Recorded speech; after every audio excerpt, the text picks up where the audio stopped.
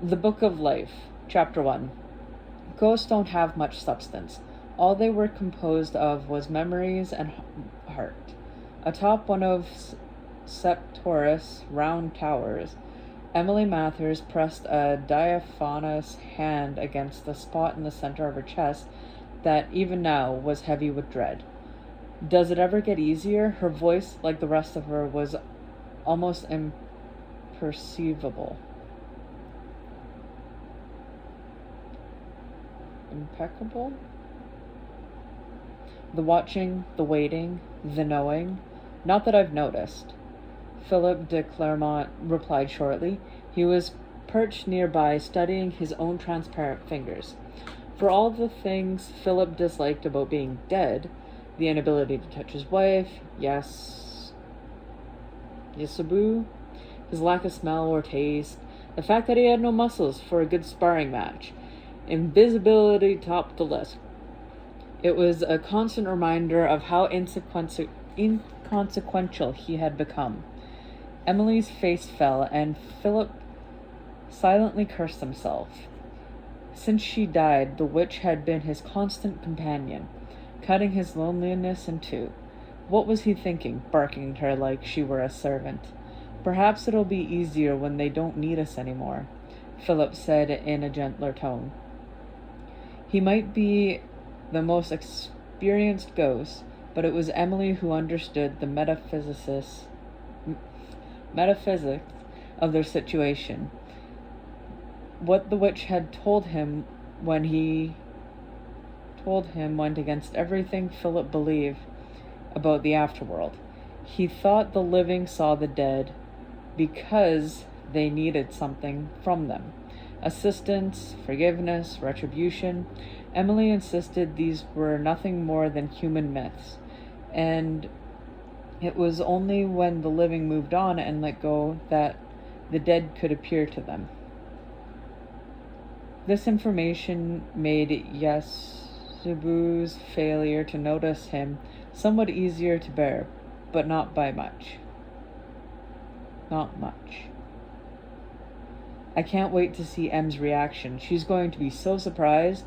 Diana's warm alto floated up to the battlements.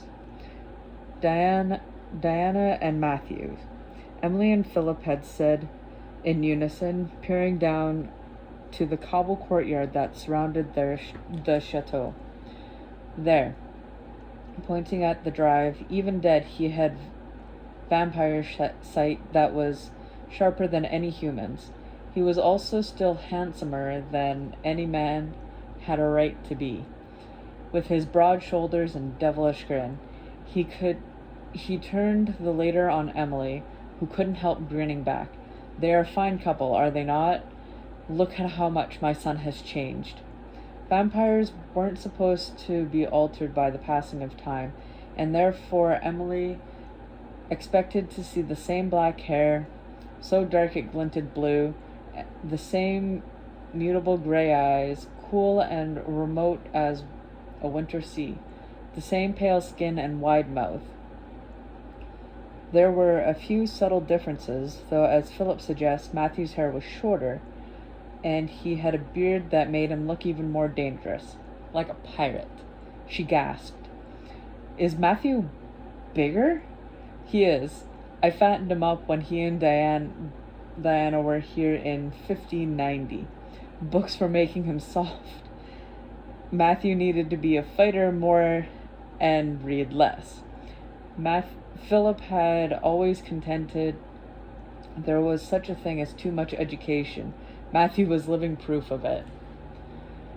Diana looks different too.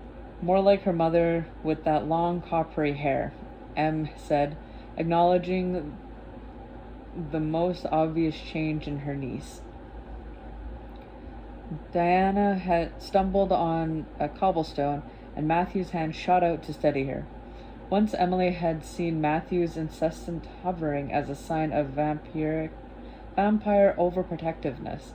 Now, with the perceptibility of a ghost, she realized that this tendency stemmed from his preternatural awareness of every change in Diana's expression, every shifting mood, every sign of fatigue or hunger.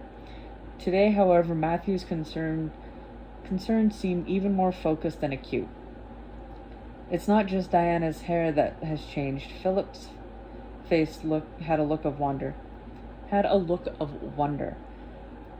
Diana is with child, Matthew's child. Emily examined her niece more carefully, using the enhanced grasp of truth that death afforded. Philip was right, in part. You mean with children. Diana's having twins. Twins, Philip said in an odd voice. He looked away, distracted by the appearance of his wife. Look, here are I feel so bad. Here are Yasabu and Sarah with Sophie and Margaret. What will happen now, Philip? Emily asked, her heart growing heavier with anticipation. Endings, beginnings, Philip said with deliberate vagueness. Change. Diana's never liked change, Emily said. That is because Diana is afraid of what she must become, Philip replied. Marcus Whitmore had faced horrors aplenty since the night of 1781, when Matthew de Clermont made him a vampire. None had prepared him for this day, for today's ordeal, telling Diana Bishop that her beloved aunt, Emily Mathers, was dead. Marcus had received a phone call from Yasabu while he and Nathaniel Wilson were watching the television news in the family library. Sophie, Nathaniel's wife, and their baby, Margaret, were dozing on a nearby sofa. The temple, Yasabu had said breathlessly, her tone frantic. Come, at once. Marcus had obeyed his grandmother without question, only taking time to shout for his cousin, Galois, and his wife, and his Aunt Vernon, who, on his way out the door. The summer half-light of everything had lightened further as he approached the clearing at the top of the mountain, brightened by the otherworldly power that Marcus glimpsed through the trees. His hair stood at attention at the magic in the air. He scented the presence of he scented the presence of a vampire, Gilbert of Arulac, and someone else, a witch. A light, purposeful step sounded down the the stone corridor, leaving Marcus out of the past. Oh my goodness. Drawing Marcus out of the past and into the present. The heavy door opened, creaking as it always did. Hello, sweetheart. Marcus turned from the view of the avant-garde countryside, and drew a deep breath. Phoebe Taylor's scent reminded him of the thicket of lilac bushes that had grown outside the red-painted door of his family's farm. Delicate and resolute. The fragrance had symbolized the hope of spring after a long Massachusetts winter, and conjured up his long-dead mother's understanding smile. Now it only made Marcus think of the petite, iron-willed woman before him. Everything will be all right. Phoebe reached up and straightened his collar, her olive eyes full of concern. Marcus had taken to wearing more formal clothes than concert t-shirts. Around the same time, he started signing his letters Marcus de Clermont instead of Marcus Whitmore, the name she had first known him by. Before he told her about vampires, 1,500-year-old fathers, French castles full of forbidding relatives, and a witch named Diana Bishop. It was, in Marcus's opinion, nothing short of miraculous that Phoebe had remained at his side. No, it won't. He caught one of her hands and planted a kiss on the palm. Phoebe didn't know Matthew. Stay here with Nathaniel and the rest of them, please. For the final time, Marcus Whitmore, I will be standing beside you when you greet your father and his wife. I don't believe we need to discuss it further. Phoebe held out her hand. Shall we? Marcus put his hand in Phoebe's, but instead of following her out of the door as she expected, he tugged her towards him. Phoebe came to rest against his chest, one hand clasped in his and the other pressed to his heart. She looked at him with surprise. Very well, but if you come down with me, Phoebe, there are conditions. First, you are with me or Yesubu all the time, or at all times. Phoebe opened her mouth to protest, but Marcus' serious look silenced her. Second, if I tell you to leave the room, you will do so. No delay, no questions. Go straight to Fernando. He will be in the chapel or the kitchen. Marcus searched her face and saw wary acceptance. Third, do not, under any circumstances, get within arm's reach of my father. Agreed? Phoebe nodded. Like any good diplomat, she was prepared to follow Marcus's rules. For now. But if Marcus's father was the monster some in the house seemed to think he was, Phoebe would do what she must. Fernando Goncalves poured beaten eggs into the hot skillet, blanketed by the brown potatoes he already had in the pan. His tortillas Espanola was one of the few dishes Sarah Bishop would eat, and today, of all days, the widow needed sustenance. Gelaglass was in the kitchen table, picking drops of wax out of a crack in the ancient boards. With his collar-length blonde hair and muscular build, he looked more like a Morris bear. Tattoos snaked around his forearms and biceps in bright swirls of color.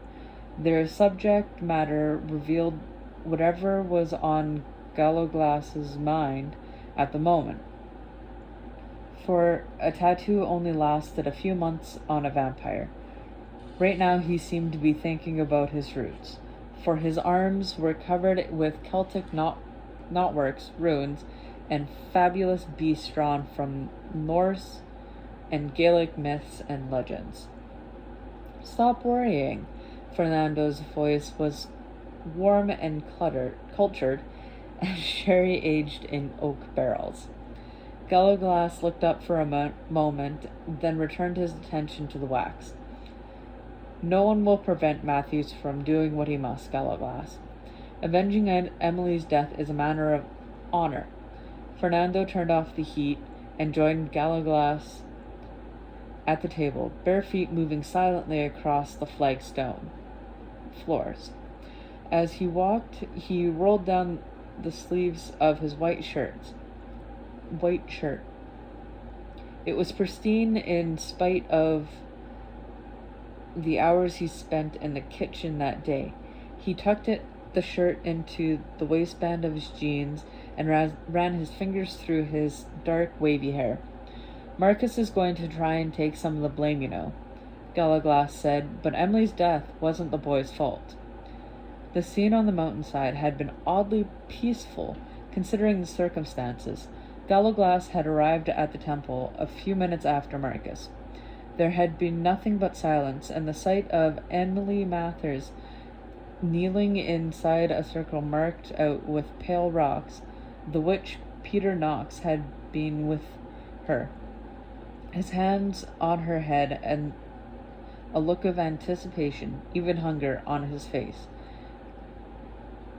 Gilbert of Arlick, and the Claire de Mont,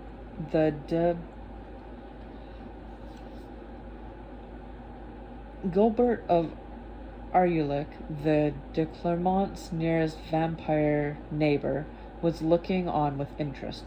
Emily! Sarah's anguished cry had torn through the silence with such a force that even Gilbert stepped back. Startled, Knox released Emily. She crumpled to the ground unconscious. Sarah beat the other witch back with a single powerful spell that sent Knox flying across the clearing. No, Marcus didn't kill her, Fernando said, drawing Galaglass's attention, but his negligence, inexperience, Galaglass interjected. Negligence, Fernando repeated, did play a role in the tragedy.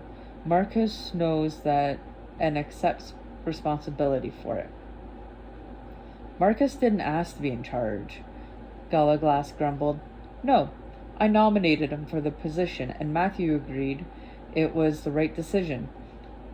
Fernando pressed Galaglass's shoulder briefly and returned to the stove. Is that why you came? Because you felt guilty about refusing to lead the Brotherhood when Matthews asked for your help?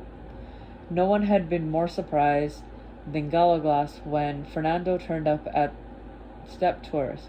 Fernando had avoided the place ever since Galaglass's father, Hugh de Clermont, died in the 14th century. I am here because Matthew was here for me after the French king executed Hugh. I was alone in the world then, except for my grief. Fernando's tone was harsh. I refuse to lead the Knights of Lazarus because I am not a de Clermont. You were father's mate, Galaglass protested. You are as much a de Clermont as Yasabu or her children. Fernando carefully shut the oven door. I am Hugh's mate, he said, his back still turned. Your father will never be past tense to me. Sorry, Fernando, Galaglass said, stricken. Though Hugh had been dead for nearly 7 centuries, Fernando had never recovered from the loss. Galaglass doubted he ever would. As for my being a de Clermont, Fernando continued, still staring at the wall over the stove. Philip disagrees. Galaglass resumed his nervous picking at the wax. Fernando poured 2 glasses of red wine and carried them to the table. Here, he said, thrusting one at Galaglass. You need your strength today, too. Marth burst into the kitchen. Yasabu's housekeeper ruled over this part of the chateau and was not pleased to see intruders. After giving Fernando and Galaglass sour looks, she sniffed and wrestled the oven door open. That's my best pan, she said accusingly. I know, that's why I'm using it, Fernando replied, taking a sip of his wine. You do not belong in the kitchen, Dom Fernando. Go upstairs. Take Galaglass with you. Marth took a pack of tea from a teapot from the shelf by the sink. Then she noticed the towel-wrapped pot sitting on a tray next to cups, saucer, milk, and sugar. Her frown deepened. What's wrong with my being here? Fernando demanded. You are not a servant, Marth said as she picked the lid off the top of the pot and sniffed suspiciously at the contents. It's Diana's favorite. You told me she liked it, remember? Fernando said, smiling sadly. And everyone in this house serves the de Clermonts, Marth. The only difference is that you, Alan, and Victory are paid handsomely to do so. The rest of us are expected to be grateful for the privilege. With good reason. Other magistrates dream of being a part of the family. See that you do remember that in future. And the lemon, Dom Fernando, Marth said, placing emphasis on his lordly title. She picked up the tea tray. By the way, your eggs are burning. Fernando leapt up to rescue them. As for you, fixing her black eyes on Gallowglass, you did not tell us everything you should have about Matthew and his wife. Gallowglass looked down into his wine with a guilty expression. Madame, your grandmother will deal with you later. On that bone-chilling note, Marth stalked out of the room. What have you done now? Asked Fernando, putting his tortillas, which were not ruined, alhamdulillah,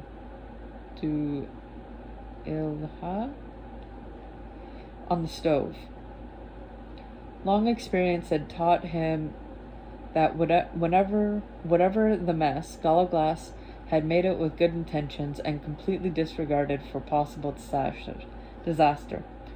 Well, Gallowglass said, drawing out the vowels that only a Scot could, I might have left one or two things out of the tale.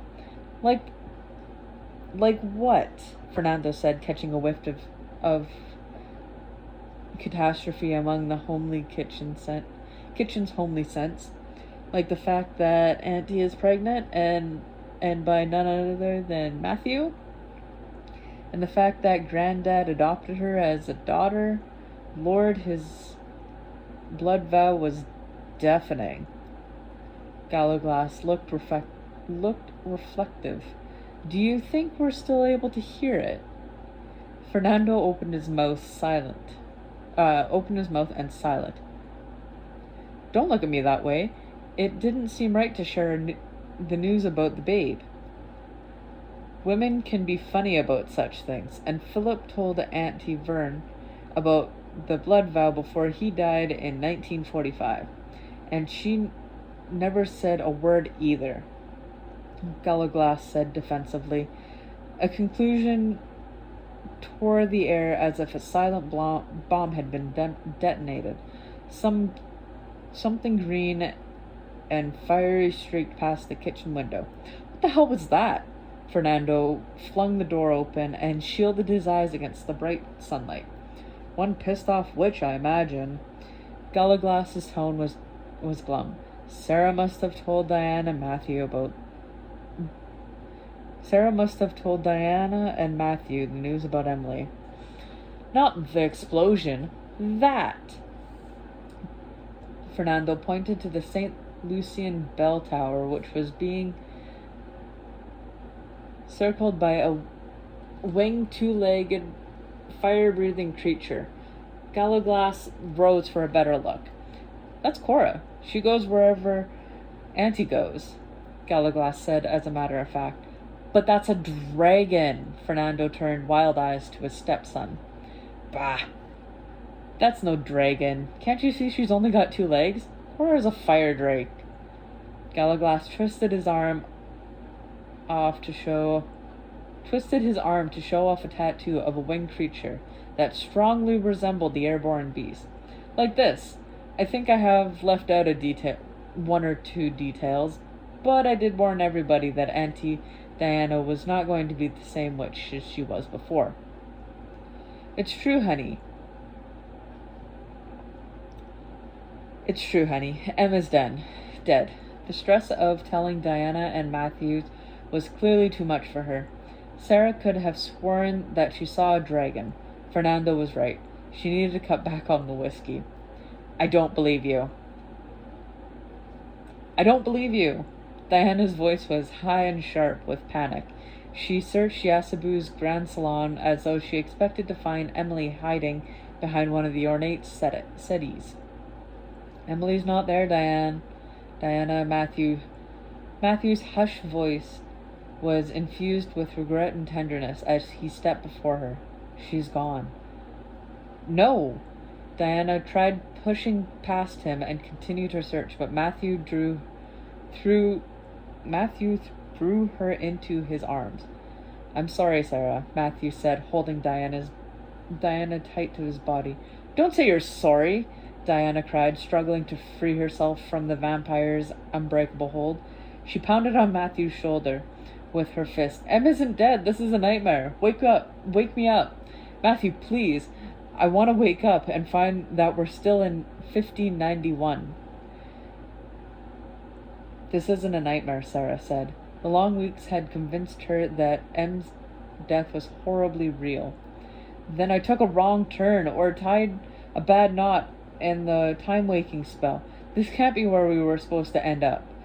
Diana was shaking from head to toe with grief and shock. Em promised she would never leave without saying goodbye. Em didn't have time to say goodbye to anyone. But that doesn't mean she didn't love you. Sarah reminded herself of this 100 times a day. Diana should sit, Marcus said, pulling a chair close to Sarah. In many ways, Matthew's son looked the same 20-something surfer who had walked into Bishop's house last October. His leather cord, with its strange assortment of objects gathered over the centuries, was still tangled in the blonde hair at the nape of his neck. The Converse sneakers he loved remained on his feet. The guarded, sad look in his eyes, however, was new. Sarah was grateful for the presence of Marcus and Yasabu, but the person she had really wanted by her side at this moment was Fernando. He had been her rock during this whole ordeal. Thank you, Marcus, Matthew said, settling Diana in the seat. Phoebe tried to press a glass of water into Diana's hand. When Diana just stared at it blankly, Matthew took it and placed it on the nearby table. All eyes alighted on Sarah. Sarah was no good at this kind of thing. Diana was the historian in the family. She would know where to start and how to string the confusing events into a coherent story with a beginning, a middle, and an end, and perhaps even a plausible explanation of why Emily had died. There's no easy way to tell you this, Diana's aunt began. You don't have to tell us anything. Matthew's eyes filled with compassion and sympathy. The explanation can wait. No, you both need to know. Sarah reached for the glass of whiskey that usually sat at her side, but there was nothing there. She looked to Marcus in mute appeal. Emily died up at the old temple, Marcus said, taking up the role of a storyteller. The temple dedicated to the goddess? Diana whispered, her brow creasing with some effort of concentration. Yes, Sarah croaked, coughing to dislodge the lump in her throat. Emily was spending more and more time up there. Was she alone? Matthew's expression was no longer warm and understanding. His tone was frosty. Silence descended again, this one heavy and awkward. Emily wouldn't let anyone go with her, Sarah said, steeling herself to be honest. Diana was a witch too, and would know if she strayed from the truth. Marcus tried to convince her to take someone with her, but Emily refused. Why did she want to be alone? Diana said, picking up on Sarah's own uneasiness. What was going on, Sarah? Since January, Em had been turning to the higher magics for guidance. Sarah looked away from Diana's shocked face. She was having terrible premonitions of death and disaster, and thought they might help her figure out why. But Em always said the higher magics were too dark for witches to handle safely, Diana said, voice rising again. She said any witch who thought she was immune to their dangers would find out the hard way just how powerful they are. She spoke from experience, Sarah said. They can be addictive. Emily didn't want you to know she'd felt their lure, honey. She hadn't touched a scarring stone or tried to summon a spirit for decades. Summoning spirits? Matthew's eyes narrowed into slits. With his dark beard, he looked truly terrifying. I think she was trying to reach Rebecca. If I'd realized how far she'd gone in her attempts, I would have tried to stop her. Sarah's eyes brimmed with tears. Peter Knox must have sensed the power Emily was working with, and the higher magics had always fascinated him. Once he found her. Knox? Matthew spoke softly, but the hair on the back of Sarah's neck rose in warning. When we found Knox and Gilbert were there too, Marcus explained, looking miserable at the admission. She'd suffered a heart attack. Emily must have been under enormous stress trying to resist whatever Knox was doing. She was barely conscious. I tried to revive her. So did Sarah. But there was nothing either of us could do. Why were Gilbert and Knox here? And what in the world did Knox hope to gain from killing Em? Diana cried. I don't think Knox was trying to kill her, honey, Sarah replied. Knox was reading Emily's thoughts, or trying his best to. Her last words were, I know the secret of Ashmole 782, and you will never possess it. Ashmole 782? Diane looked stunned. Are you sure? Positive. Sarah wished her niece had never found that damn manual in the Bodleian library. It was the cause of their most present problems. Knox insisted that the De Clermont had a missing page from Diane's manuscript and knew its secret. Yasabuk chimed in. Vernon and I told Knox he was mistaken, but the only thing that distracted him from the subject was the baby, Margaret. Nathaniel and Sophie followed us to the temple. Margaret was with them, Marcus explained in answer to Matthew's astonished stare. Before Emily fell unconscious, Knox saw Margaret and demanded to know how two demons had given birth to a baby witch. Knox invokes the covenant. He threatened to take Margaret to the congregation pending investigation into what he called a serious breach of law, while we were trying to revive Emily and get the baby to safety. Gilbert and Knox slipped away. Until recently, Sarah had always seen the congregation and the covenant as necessary evils. It was not easy for the three otherworldly species, demons, vampires, and witches, to live among humans. All had been targets of human fear and violence at some point in history, and the creatures who had long ago agreed to a covenant to minimize the risk of their world coming to human attention. It limited fraternization between species, as well as any participation in human religion or politics. In the nine-member congregation enforced the covenant and made sure that the creatures abide by its terms.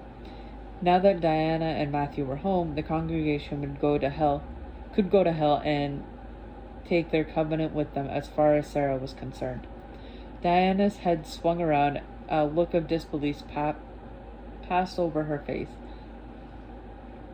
Gallowglass? She breathed as the salon filled with the scent of the sea. Welcome home, Auntie. Gallowglass stepped forward, his golden beard gleaming where the sunlight struck it. Diana stared at him in astonishment before a sob broke free. There. Gallowglass lifted her into a bear hug. It's been some time since the sight of me brought a woman to tears. Besides, it really should be me weeping at our reunion. As far as you're concerned, it's only been a few days since we spoke. By my reckoning, it's been centuries. Something numinous flickered around the edges of Diana's body, like a candle slowly catching light. Sarah blinked. She was really going to have to lay off the booze. Matthew and his nephew exchanged glances. Matthew's expression grew even more concerned as Diana's tears increased and the glowing glow surrounding her intensified. Let Matthew take you upstairs. Gallowglass reached into a pocket and pulled out a crumpled yellow bandana. He offered this to Diana, carefully shielding her from view. Is she all right? Sarah asked. Just a wee bit tired, Gallowglass said as he and Matthew hustled Diana towards Matthew's remote towered room.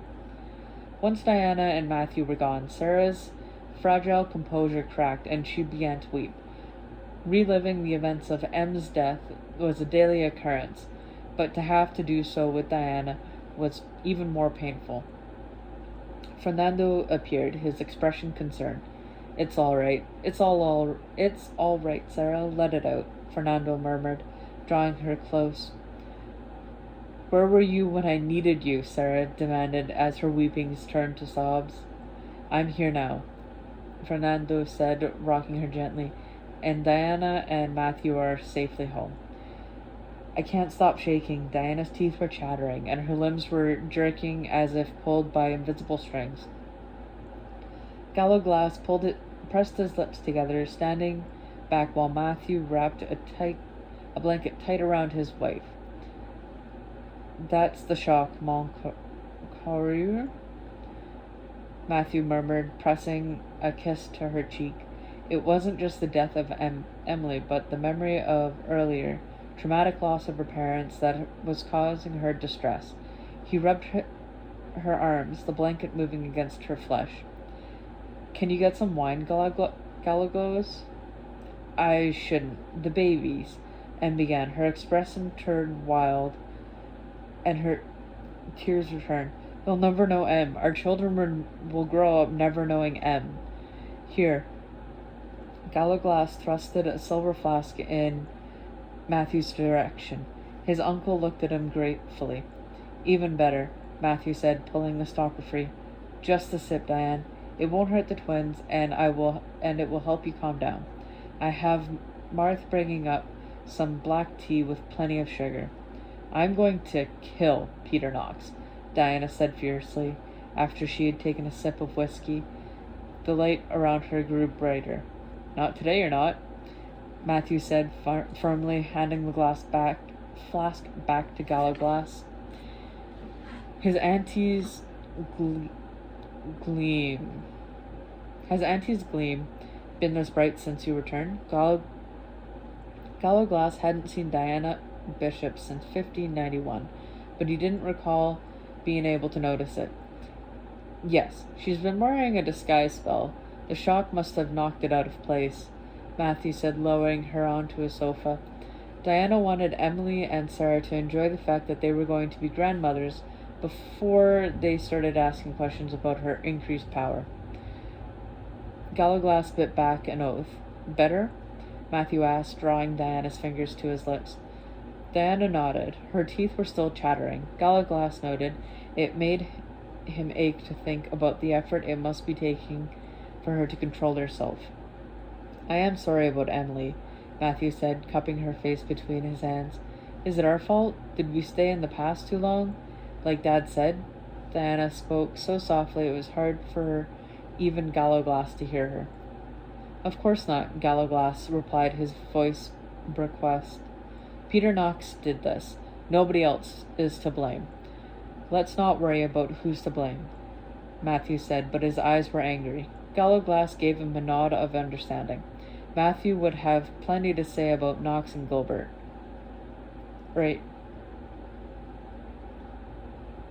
Gilbert later. Right now he was concerned with his wife. Emily would want you to focus on taking care of yourself and Sarah. That's enough for now. Matthew brushed back the coppery strands that were now stuck to Diana's cheeks by the salt of her tears. I should go back down, Diana said, drawing Gallo Glass's bright yellow bandanas to her eyes. Sarah needs me. Let's stay up here a bit longer.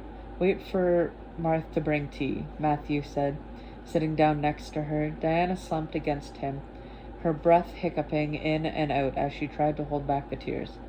I'll leave you two, Gallo Glass said gruffly. Matthew nodded in silent thanks. Thank you, Gallo Glass, Diana said, holding out the bandana. Keep it, he said, turning for the stairs. We're alone. You don't have to be strong anymore, Matthew murmured to Diane as Gallo Glass descended the twisting staircase.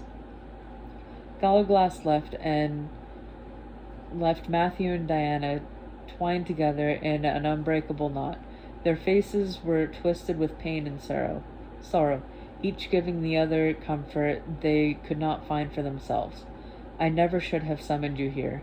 I should have found another way to get my answer. Emily turned to face her closest friend. You should be with Stefan. I'd rather be here with my daughter than anywhere else, Rebecca Bishop said. Stefan understands. She turned back to the sight of Diana and Matthew, still locked in their sorrowful embrace. Do not fear. Matthew will take care of her, Philip said. He was still trying to figure out Rebecca Bishop. She was an unusually challenging creature, and as skilled at keeping secrets as any vampire. They'll take care of each other, Rebecca said, her hand over her heart, just as I knew they would.